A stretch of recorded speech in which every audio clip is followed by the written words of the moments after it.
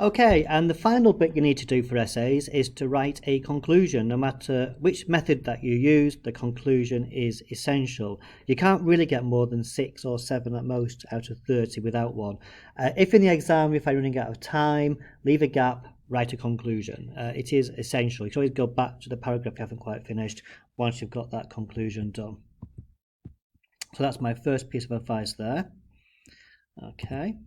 What your conclusion should say, it should reiterate, it should say once again what your main argument is and why it is so much better than the alternative. So why cats are better than dogs for pets, for example. And it should be the same one as the introduction. You know, it should run all the way through this thing about cats being better.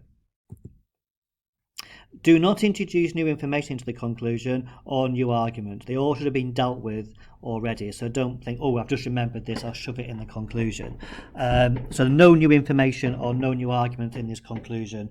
It should really be saying the points that you've made, the arguments that you've made, why one is better. So this is an example of a conclusion. Overall, it is clear that cats make much better pets than dogs. So that is our original argument, isn't it? Which is run all the way through our essay. Whilst it is true, so I think the second sentence should acknowledge the other side and perhaps highlight quite a good point that has been made by the alternative point of view. It is true into that dogs give their owners unconditional love, which do make people feel happy, and also people who walk dogs might improve their health. These are two things you don't really associate much with cats, aren't they? Okay, so I'm acknowledging, yeah, actually, those who say dogs are better, it is true. You know, you can take a dog for a walk, you can't take a cat for a walk. A dog does give obvious, doesn't it, unconditional love, whereas a cat's a bit more, I think they do actually, but anyway, they're a bit less kind of affectionate in that respect, aren't they? And then have said, but actually, I think this is a flawed view. And now I'm going to say why I reject this argument. Many people today are too busy to take dogs for walks, so that deals with this whole dog walking business. Furthermore, it's a myth to say that cats are less affectionate than dogs, as they do enjoy attention of their owners the same way that dogs do.